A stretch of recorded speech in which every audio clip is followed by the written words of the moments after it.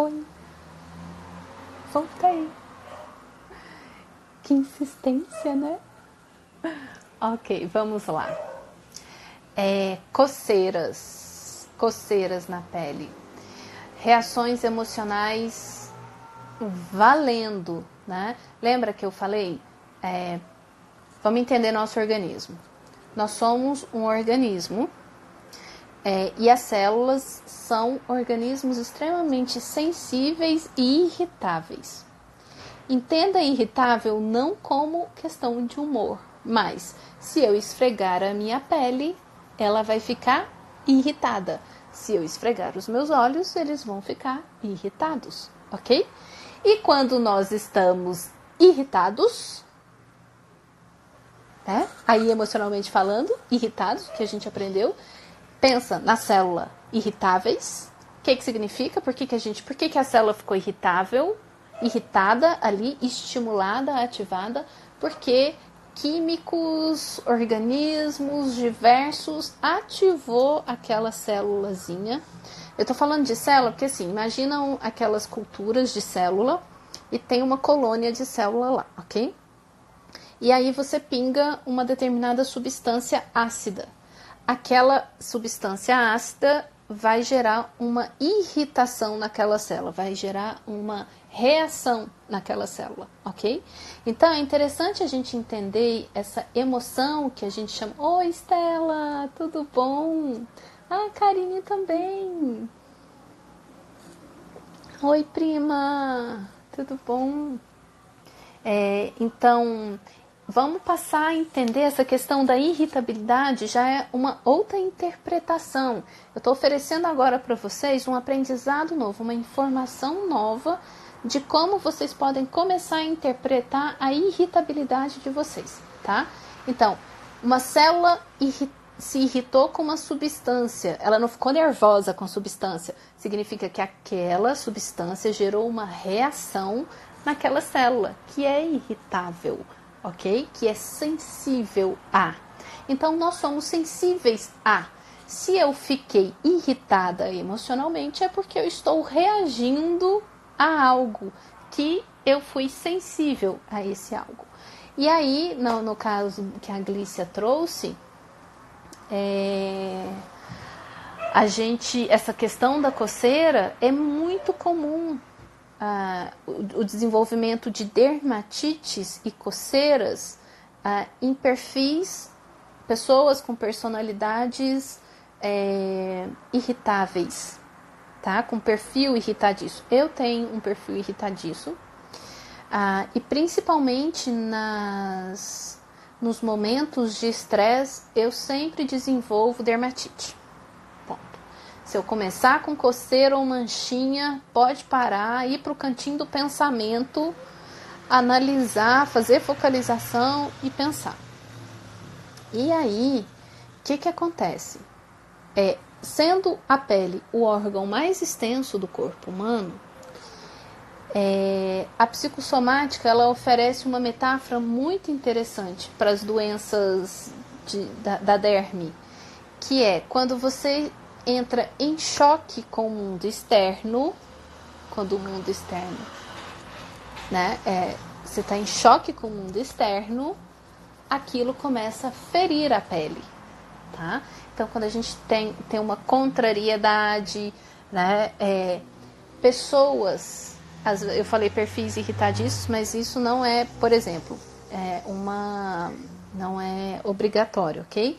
Existem pessoas, todo mundo tem irritabilidade, tá? Só que algumas pessoas não foram autorizadas e não aprenderam a sentir irritabilidade.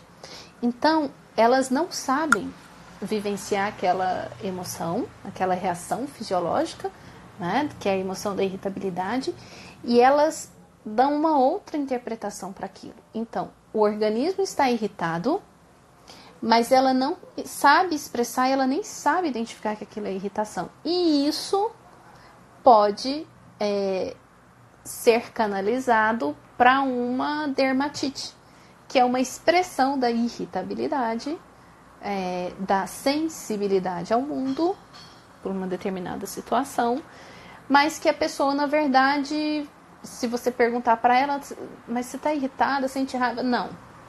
Assim, tem pacientes que você pergunta para ele, mas e aí? Ele está te contando uma situação que você sentiu. Ele te dá toda uma descrição e ele fala que ele está sentindo tristeza, que ele está magoado. E quando você vai vendo assim a descrição dele, a sensação física é de raiva. E aí você vai vendo a história. Então, muitas pessoas não foram autorizadas no seu sistema familiar velado a vivenciar a raiva, né? E se eu não canalizo essa energia, essa emoção de forma funcional, ela vai aparecer, porque o nosso organismo vai se expressar de qualquer jeito, então ela vai aparecer de uma forma disfuncional. E isso são as doenças do corpo, né? As doenças do corpo, para o corpo, não é uma ameaça. A gente vê as doenças como um grande perigo, né? Só que as doenças para o corpo, para a biologia, é uma forma que o organismo está se autorregulando diante de um sistema que eu não estou conseguindo me organizar, tá? Então, as coceiras, no caso que a Glícia falou, né? Testes ou escalas para medir o QI é feito por psicólogo ou por neuropsicólogo. O psicólogo pode fazer os testes de QI, ele só não pode fazer um laudo com a denominação neuropsicólogo. Mas se a pessoa formou em psicologia, supostamente ela está habilitada, ela tem o aval de fazer testes de QI, que são testes cognitivos. Porque o psicólogo, ele trabalha com a cognição, que é atenção, memória, raciocínio, linguagem, etc, etc. Tá? Então, qualquer psicólogo devidamente treinado naquele instrumento pode aplicar teste de QI? Pode sim. Só que ele não vai fazer, se ele não tem a especialização de neuropsicologia, então ele vai fazer um laudo de avaliação cognitiva e não um laudo de avaliação neurocognitiva, ok? Na verdade, a especialização de neuropsicologia, eu sou neuropsicóloga, tenho especialização, e quando eu fiz a especialização de neuropsicologia, eu me dei conta que, cara, aquilo ali devia ser a base da psicologia. A psicologia hoje, assim como várias das nossas formações acadêmicas, precisa se atualizar, mas por questões políticas e etc, etc, as coisas continuam. Enfim, a minha urticária ataca quando estou emocionalmente abalada. Pois é. Então, então, se a sua urticária ataca quando você está emocionalmente abalada, e eu te conhecendo como eu te conheço, por exemplo, a Karine é um exemplo de pessoa que não consegue expressar, não sabe expressar a raiva de uma forma que ela deveria ser. E muitos de nós não sabemos, porque a raiva é uma sensação muito forte e a gente tem medo. Até porque quando a gente era criança também, que a gente sentia raiva... Detesto barulho de moto. Raivinha. Meu organismo ficou irritado agora. Concentrando aqui, voltando. Quando a gente era criança e ficava com raiva, que é uma reação emocional saudável, o adulto não soube ensinar pra gente, até porque ele também não sabia, a conduzir aquela reação de raiva. Então, muitos de nós ouvimos, você não pode fazer isso com um coleguinha, né? Ou sufoca a raiva de alguma forma. Então, no caso da Karine, né? Eu, por conhecer ela, eu tô me dando aqui a autorização, né, Karine, para falar de você. Não é uma personalidade... A Karine é muito afetuosa, é muito amorosa. E os momentos que eu já vi ela com raiva, ela não expressa verbalmente, brigando, etc. Mas dentro dela, ela vivencia de uma forma embotada, o que não traz uma resolutividade, né, de uma forma funcional, e aí vai somatizar tá? A somatização, olha que interessante, a somatização, né, que são as reações físicas, lembra no nosso mapinha mental lá, vocês vão printar aquilo ali para ficar vendo durante o dia, estudando as reações de vocês. No mapinha, comportamento, sentimento, pensamento e reação física. Reação física, gente, é o nosso ser primário. Antes da gente ser cognição, pensamento, reflexão, a gente é reação física, a gente é sensorialidade. A base do nosso desenvolvimento cognitivo é o sensorial.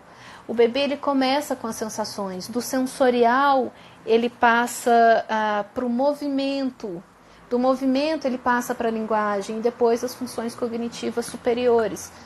Raciocínio, memória, enfim. Tá? Pois é, exatamente. O que você não exterioriza, guarda e vira urticária. Mas não é ter controle emocional. Olha só, vou fazer uma live só sobre essa questão de controle emocional. As emoções, elas não são para serem controladas, gente. Elas são para serem sentidas. O problema é que a gente não sabe sentir e a gente sufoca e uma hora ela explode. Ok? Ó, pessoal voltando aqui. Tá.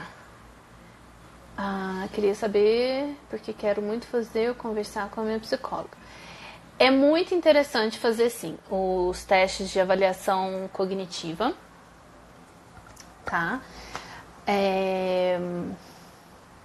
De avaliação de personalidade, mesmo que você não esteja numa crise depressiva, ansiedade, etc. Boa noite. Se você é profissional, se você tem interesse não só em questões profissionais, mas render o seu melhor, sim, vai investigar. A gente não faz aquelas consultas ao dentista, né, para ver a saúde mental do dentista. É porque dentista e a minha saúde mental no dentista não é normal, eu tenho trauma. E aí eu viro criança ali, então não tem saúde mental no dentista. Mas vale a pena. Digo ter autocontrole, deixar o emocional trazer reações físicas. Então, mas isso que a Karine está falando, que ela não tem autocontrole e que aí ela acaba deixando o emocional dela virar reações físicas, cara, isso tem que acontecer. Ainda bem que a sua emoção, ela tem essa válvula de escape. Isso a gente precisa aprender a respeitar. Então, quando você vomitar, quando você passar mal, quando você ter diarreia, ter coceira, etc, etc, enxaqueca, as crises de astenia, que é aquela fadiga extrema, a gente precisa respeitar o corpo e não ficar se sentindo culpado que não podia estar sentindo aquilo e ser grato porque o corpo está buscando a forma de autorregulação, que não significa que vai ser algo confortável. Mas se esse mecanismo de autorregulação estiver danificado, você corre risco de morte, ok? Aline, olá, então já vamos fazer um teste de personalidade? Gente, eu sou super fã dos testes de personalidade. Esse teste, o PMK, poucos psicólogos trabalham com ele, porque ele realmente é muito complexo. É muito complexo. Um dia eu vou filmar para vocês verem como é assim, fazer uma simulação. Mas ele dá... Eu quero fazer uma pesquisa agora com ele, com autistas. É chocante, gente. É chocante. Eu posso não conhecer vocês, mas se eu fazer o teste agora, eu descrevo a sua essência de personalidade e com coisas que você desenvolveu ou não desenvolveu. Só que esse é presencial, não tem jeito de... né? E aí, acabei não falando lá na outra parte, né? Que é a parte... A gente tem a parte de... Como fala? A primeira parte, teórica. E aqui, a interação, né? Uma coisa que eu não falei lá, que eu acho importante falar, é que nesse mapinha que eu mostrei, cada um dessas coisas, comportamento, reação física, pensamento, sentimento, ambiente, no processo terapêutico, abordagens diferentes da psicologia, cada abordagem vai utilizar uma entrada diferente desse sistema. A terapia comportamental, né, ela vai direto no comportamento. A cognitiva vai trabalhar diretamente pensamento. A comportamental cognitiva vai associar pensamento com comportamento. Gente, mas a gente não é compartimentado, né? Então eu gosto de trabalhar com a visão geral. A questão é que se você trabalhar só comportamento, você altera o resto do sistema? Altera.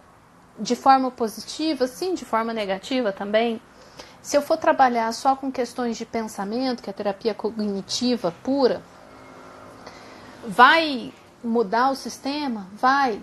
Mas assim, se eu trabalho só com uma abordagem, eu chego no limite uma hora, eu não consigo, vai estagnar em algum momento. Então é importante trabalhar o todo, o ser humano como um todo. E uma das coisas que a gente precisa ter ideia é que trabalhar psicoterapeuticamente é trabalhar com o corpo.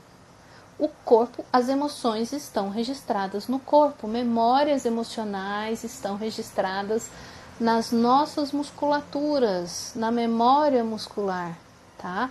Na memória reativa, na memória fisiológica, na memória da célula, ok? Gente, quando eu tiver testes novos, então eu vou recrutar cobaias aqui. Porque é assim que a gente aprende a aplicar testes. Você aplica em mãe, pai, cachorro, papagaio, em todo mundo. Você não quer fazer um teste? Não. A gente aplica em todo mundo. Eu convoco aqui os voluntários, tá? Estudo de caso. Então, aplicar os testes, né? Já pensou? Então, aí deixa eu falar. Deixa eu concluir essa linha de raciocínio. Então, a gente pode trabalhar com todos esses sistemas, e uma das coisas que hoje eu trabalho muito, que é no processamento de traumas, de ansiedade, emoção, é nas reações físicas. Então, a terapia verbal, você está trabalhando só o cognitivo, o pensamento. Claro que gera sentimentos, emoções e tal, mas tem hora que a gente está sentindo coisas e vivenciando emoções que elas não são verbais, que elas são memórias e registros emocionais lá da gestação, lá da infância, que não tem memória cognitiva, não tem conteúdo mental. E nessa hora, a única forma de trabalhar é através do corpo. Então, é onde se utiliza técnicas como o EMDR, o Brain Spotting, a abordagem integrada da mente, que é do Diogo Lara, que eu já indiquei o livro para vocês, que é um romance terapêutico. Lá tem muitas dicas terapêuticas e tem o Símbolo, que é o aplicativo dele, que tem ferramentas terapêuticas e que são abordagens que integram o ser humano, né? E aí por isso eu gosto muito do trabalho do Diogo Lara, por causa disso, é a abordagem integrada da mente, porque a mente não é só o cérebro, a mente é o corpo, tá? A gente tem os registros o tempo inteiro, ok?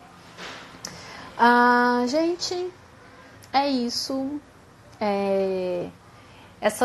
Eu tô colocando as lives lá no YouTube. Então vocês podem assistir mais vezes. Eu recomendo. Esse é um instrumento assim, aparentemente simples, mas de uma efetividade na vida da gente absurda, porque você vai se tornando autoconsciente do seu funcionamento, percebendo as suas crenças, tá? Sim, nós já estamos na segunda parte, Stella. E aí eu já tinha falado para vocês, eu estou fazendo um workbook, que é um livro de tarefas, né? Várias ferramentas que eu fui construindo no decorrer da minha experiência profissional, de forma didática, para ajudar o paciente a entender esse mecanismo. eu estou construindo esse workbook e ele não vai ser só para os autistas, vai ajudar muito os autistas com diagnósticos tardios a perceber, vai ter as ferramentas de identificação do perfil sensorial, né? Mas vai ter os instrumentos terapêuticos lá para controle de ansiedade, essa técnica que eu falo da focalização, então vai ser bem interessante. E aí em janeiro ele sai aí, está sendo editado, processado já, tá? Acho que vai ser bem legal. São técnicas que eu trabalho na clínica e que eu uso diariamente comigo, então acho que pode ajudar muitas pessoas, tá? E tem outras novidades vindo desde Belém, antes de eu vir para cá. Eu estou trabalhando num documentário, estou fazendo um documentário que foi entrevistas com pesquisadores, neurocientista, pesquisadores da personalidade e analista do comportamento e terapeutas, que a gente vai pegar a base das ciências, né, do que envolve o entendimento do ser humano, que é tudo isso aqui que está esquematizado nessa fichinha, e entrevistando esses pesquisadores para a gente entender. Porque se a gente entende o nosso sistema, a gente lida melhor com ele, né? E a gente precisa de alfabetização emocional, de consciência emocional. E isso só é possível com informações, né? E o documentário, ele vai trazer isso, tá? Assim, eu fico ansiosa, mas, gente, tá ficando muito legal. Tem informações preciosíssimas ali, certo? Oi, Regiane. Olha, gente. Olha a Estela, quem entrou. Regiane. Não, a Estela não conheceu a Regiane. Acho que não. Eu misturo as. Pessoalzinho lá da Marinha, de Belém. Mas já espalhados, né? A Regiane já não tá mais em Belém. Gente, então é isso. Beijo pra vocês. Tá lá no YouTube, sem edição, sem nada, tá? Exige muita função executiva fazer isso, essas coisas, e aí a minha disponibilidade é só falar mesmo e gravar. Mas tá lá pra vocês, tá bom? Beijo, obrigada pela participação. Aí é muito legal as perguntas, porque vão trazendo mais conteúdos. Oi, olha, agora que eu vi você, mulher! Olha a mulher, gente! A Rúbia, prima querida, muito legal. Beijo pra todos, até terça. Terça-feira que vem eu vou fazer sobre regulação emocional de novo, tá? E aí convidem as pessoas para assistir. Eu acho que as pessoas são muito carentes desse tipo de informação, tá? Vou pegar esse esqueminha, então vai ser meio que sequência dessa, sabe? Pra gente trabalhar esse esquema, principalmente a regulação emocional a partir das sensações corporais. Vamos falar sobre focalização, tá certo, gente? Beijo, fui!